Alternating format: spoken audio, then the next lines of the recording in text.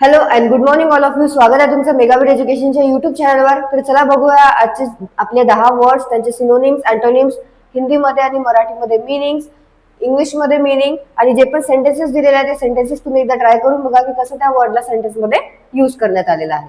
So start करूया आजच्या सेशनला. First word आहे आपला आजचा तो आहे इनेन. फर्स्ट वर्ड काय आहे? इनेन.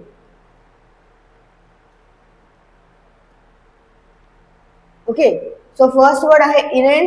इनेन म्हणजे काय होतं तर having or showing a lack of common sense or judgement, absurd and foolish. म्हणजे जे काय आहे त्याच्यामध्ये कमतरता आहे. कशाची कमतरता आहे? कॉमन सेन्सची. म्हणजेच तो काय आहे? मूर्ख आहे. त्याला काय म्हटलं जातं? इनेन असं म्हटलं जातं. सो हिंदीमध्ये इनेनला म्हटलं जातं मूर्खता पूर्ण. मराठीमध्ये काय होतं? मूर्खपणाचा,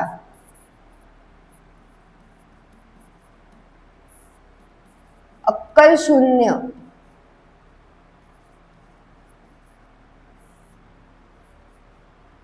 आणि मूर्ख. सो इनेनचं मीनिंग होतं हॅव्हिंग और showing a lack of common sense और जजमेंट, ऍब्सर्ड अँड फुलिश. हिंदीमध्ये मीनिंग होतं इनेनचं मूर्खतापूर्ण. मराठीमध्ये इनेनला म्हटलं जातं मूर्खपणाचा, अक्कल शून्य आणि मूर्ख.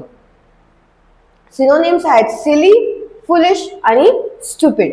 काय आहेत सिनोनिम्स इनेनचे? सिली, फुलिश आणि स्टुपिड. आणि अँटोनिम्स आहेत मीनिंगफुल, सिग्निफिकंट आणि इलोक्वेंट. ओके, सो अँटोनिम्स आहेत इनेनचे मीनिंगफुल, सिग्निफिकंट आणि इलोक्वेंट. नेक्स्ट बघूया आता. नेक्स्ट वर्ड आहे बॅजर. BADGER, badger. बॅजरचं मीनिंग आहे repeatedly ask someone to do something. आणि पेस्टर म्हणजेच काय करणे? तर रिपीटेडली कोणाला पण काही पण असं विचारत जाणे, माहिती असूनही त्याला त्रास देणे. ओके, परेशान करणे. हिंदीमध्ये काय होतं? परेशान करणं, छळणे त्याला. नेहमी नेहमी नेहमी नेहमी तेच एकच गोष्ट विचारत जाणे, त्याला काय म्हटलं जातं? बॅजर असं म्हटलं जातं. Repeatedly ask someone to do something, काहीतरी करण्यासाठी किंवा कोणत्याही गोष्टीसाठी त्याला परत परत परत परत विचारणे, याला म्हटलं जातं बॅजर. सो बॅजरचं मिनिंग होतं हिंदीमध्ये परेशान करणं. मराठीमध्ये मिनिंग होतं छळणे किंवा सतावणे. सिनोनिम्स आहेत बॅजरचे टीज, पेस्टर आणि बॉदर. ओके, सो बॅजर म्हणजे होतं repeatedly ask someone to do something आणि पेस्टर. हिंदीमध्ये मिनिंग होतं बॅजरचं परेशान करणं. मराठीमध्ये होते छळणे आणि सतावणे. सिनोनिम्स आहेत बॅजरचे टीज, पेस्टर आणि बॉदर. नेक्स्ट बघूया वर्ड. नेक्स्ट वर्ड आहे फिड्युशियरीज. FIDUCIARIES, फिड्युशियरीज. फिड्युशियरीजचं मिनिंग होतं a person or thing with trustworthy qualities. म्हणजेच ज्याच्यावर आपण भरोसा करू शकतो, ज्याच्यावर विश्वास करू शकतो, जो ट्रस्टवर्दी व्यक्ती आहे त्याला म्हटलं जातं फिड्युशियरीज. ओके, ज्याच्यावर आपण कोणत्याही गोष्टीसाठी विश्वास ठेवू शकतो तशा व्यक्तीला म्हटलं जातं फिड्युशियरीज. ओके, सो फिड्युशियरीजचं मिनिंग आहे a person or thing with trustworthy qualities. त्याच्यामध्ये ट्रस्टवर्दी क्वालिटीज आहेत. हिंदीमध्ये होतं भरोसेमंद. मराठीमध्ये होतं विश्वासू आणि विश्वस्त. ओके, सो फिड्युशियरीजचं मिनिंग आहे a person or thing with trustworthy qualities. हिंदीमध्ये मिनिंग होतं भरोसेमंद आणि मराठीमध्ये फिड्युशियरीजचं मिनिंग होतं विश्वस्त आणि विश्वासू. सिनोनिम्स आहेत ट्रस्टी, ट्रस्टवर्दी आणि लॉयल. आणि अँटोनिम्स आहेत अनरिलायबल आणि अनट्रस्टवर्दी. ओके, सिनोनिम्स आहेत फिड्युशियरीचे ट्रस्टी, ट्रस्टवर्दी आणि लॉयल. आणि अँटोनिम्स आहेत अनरिलायबल आणि अनट्रस्टवर्दी. नेक्स्ट वर्ड आहे अनइंटेलिजिबल. अनइंटेलिजिबलचं मिनिंग आहे बघूया आपण इम्पॉसिबल टू अंडरस्टँड. म्हणजे जे काय आहे अस्पष्ट आहे, जे समजण्याजोगं नाही आहे, त्याला म्हटलं जातं अनइंटेलिजिबल. ओके, सो अनइंटेलिजिबलचं मिनिंग काय आहे? Impossible to understand. म्हणजे जे न समजण्या योग्य आहे किंवा काहीतरी त्याच्यामध्ये गूढ आहे. ओके, आणि अस्पष्ट आहे, त्याला म्हटलं जातं अनइंटेलिजिबल. सो हिंदीमध्ये मिनिंग होतं अनइंटेलिजिबलचं अस्पष्ट. मराठीमध्ये सुद्धा अस्पष्ट असंच म्हटलं जातं. आणखी काय म्हटलं जातं तर न समजण्यासारखं, न समजण्यासारखं. गूढ किंवा गोंधळात टाकणारे. सो अनइंटेलिजिबलचं मिनिंग काय आहे? हिंदीमध्ये होतं अस्पष्ट, मराठीमध्ये सुद्धा अस्पष्ट म्हटलं जातं, आणि आणखी काय होतं मराठीमध्ये? न समजण्यासारखं, गूढ आणि गोंधळात टाकणारे. सिनोनिम्स आहेत अनइंटेलिजिबलचे इनकॉम्प्रिहेन्सिबल, इनडिसर्नेबल आणि कन्फ्युजिंग. आणि अँटोनिम्स आहेत इंटेलिजिबल, अंडरस्टँडेबल आणि कॉम्प्रिहेन्सिबल. ओके, सो सिनोनिम्स आणि अँटोनिम्स परत एकदा बघूया आपण. अनइंटेलिजिबलचे काय होतं? सिनोनिम्स आहेत इनकॉम्प्रिहेन्सिबल, इनडिसर्नेबल आणि कन्फ्युजिंग. आणि अँटोनिम्स आहेत इंटेलिजिबल, अंडरस्टँडेबल आणि कॉम्प्रिहेन्सिबल. नेक्स्ट वर्ड आहे tinder box. TINDERBOX, tinder box.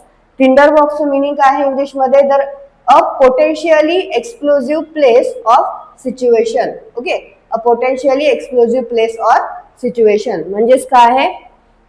तर एक हिंसक स्थिती आहे, त्याला म्हटलं जातं टिंडर बॉक्स. म्हणजे हिंसक स्थिती आहे किंवा स्फोटक परिस्थिती आहे, त्याला म्हटलं जातं Tinder box. A potentially explosive place or situation. Okay, एखादं संघर्ष असणारं वातावरण आहे किंवा हिंसक वातावरण आहे, हिंसक परिस्थिती आहे, त्याला म्हटलं जातं टिंडर बॉक्स. सो मिनिंग काय होतं इंग्लिशमध्ये टिंडर बॉक्सचा? Potentially explosive place or situation. हिंदीमध्ये मिनिंग होतं हिंसक स्थिती, मराठीमध्ये होतं स्फोटक परिस्थिती,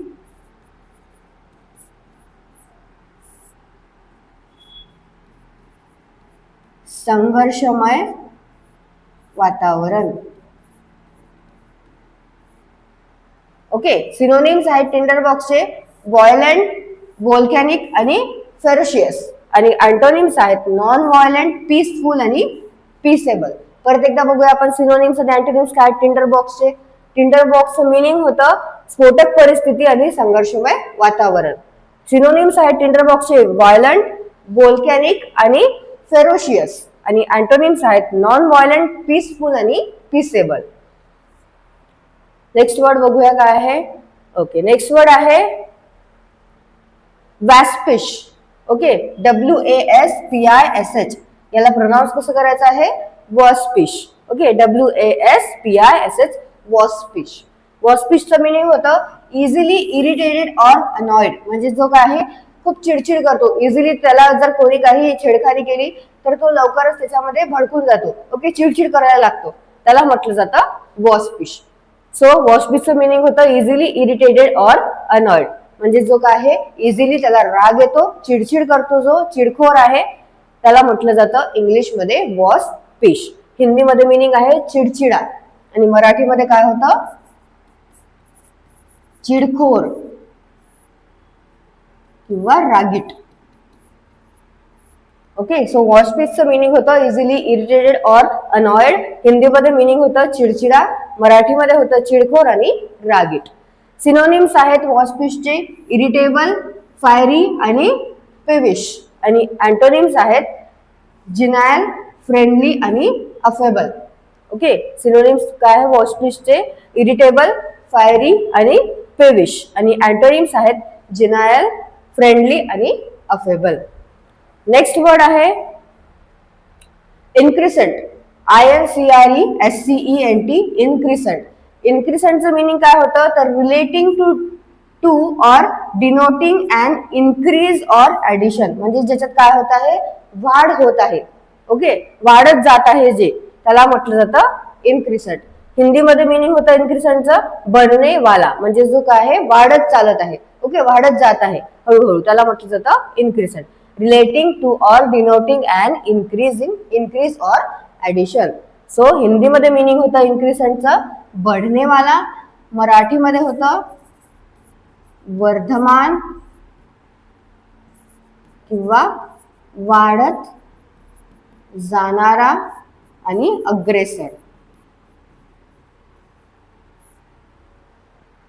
ओके, सो इन्क्रिसेंटचं हिंदीमध्ये मिनिंग होतं बढ़ने वाला, मराठीमध्ये होतं वर्धमान, वाढत जाणारा आणि अग्रेसर. सिनोनिम्स आहेत ग्रॅज्युअल, प्रोग्रेसिव्ह आणि इन्क्रिमेंटल. आणि अँटोनिम्स आहेत डिक्रिसेंट आणि डिक्रिमेंटल. ओके, सो सिनोनिम्स आणि अँटोनिम्स काय आहेत इन्क्रिसेंटचे परत एकदा बघूया आपण. काय आहे सिनोनिम्स? ग्रॅज्युअल, प्रोग्रेसिव्ह आणि इन्क्रिमेंटल. आणि अँटोनिम्स आहेत डिक्रिसेंट आणि डिक्रिमेंटल. नेक्स्ट वर्ड आहे रिफ्रॅक्टरी. रिफ्रॅक्टरी म्हणजे काय होतं? तर स्टबर्न और अनमॅनेजेबल, म्हणजे जो काय आहे हट्टी आहे. ओके, मराठीमध्ये काय म्हणू आपण रिफ्रॅक्टरीला? हट्टी किंवा जो दुराग्रही आहे त्याला म्हटलं जातं रिफ्रॅक्टरी. रिफ्रॅक्टरीचं मिनिंग काय आहे इंग्लिशमध्ये? स्टबर्न और अनमॅनेजेबल. आणि हिंदीमध्ये मिनिंग होतं जिद्दी. मराठीमध्ये काय होतं? हट्टी आणि दुराग्रही.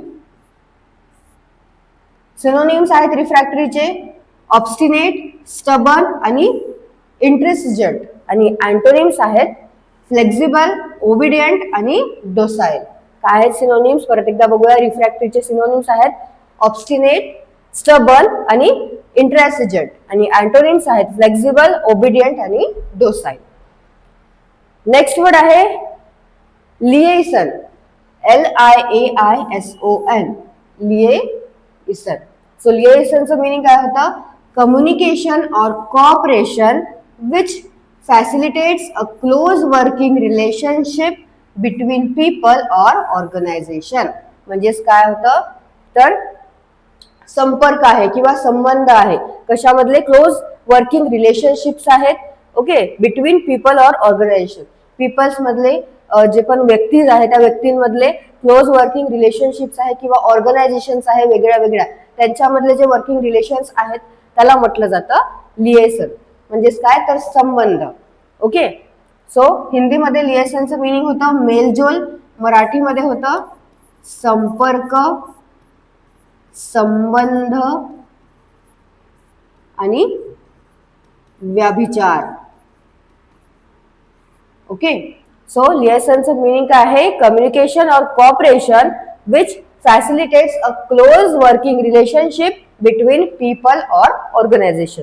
हिंदीमध्ये मिनिंग होतं मेलजोल आणि मराठीमध्ये लिएसनचं मिनिंग होतं संपर्क, संबंध आणि व्यभिचार. सिनोनिम्स आहेत लिएसनचे कॉपरेशन, कॉन्टॅक्ट आणि असोसिएशन. आणि अँटोनिम्स आहेत डिसएफिलिएशन, डिसोसिएशन आणि इनकम्पॅटिबिलिटी. ओके, सो सिनोनिम्स आणि अँटोनिम्स काय आहे लिएसनचे परत बघूया आपण. सिनोनिम्स आहेत कॉपरेशन, कॉन्टॅक्ट आणि असोसिएशन. आणि अँटोनिम्स आहेत डिसएफिलिएशन, डिसोसिएशन आणि इनकम्पॅटिबिलिटी. लास्ट वर्ड आहे आपला आजचा तो आहे क्वॅशिंग. QUASHING, quashing. क्वॅशिंगचं मिनिंग आहे रिजेक्ट और void specially by a legal procedure. म्हणजेच काय करणे? रद्द करणे. ओके, रिजेक्ट करणे और त्याला मान्य नाही असं ठरवणे. कशा? स्पेशली कशा प्रोसिजरने? लीगल प्रोसिजरने. ओके, सो त्याला म्हटलं जातं क्वॅशिंग. हिंदीमध्ये मिनिंग होतं रद्द करणे. मराठीमध्ये काय होतं? रद्द. हिंदीमध्ये मिनिंग होतं रद्द करणं. ओके, रद्द करणं. मराठीमध्ये होतं रद्द करणे, अमान्य करणे.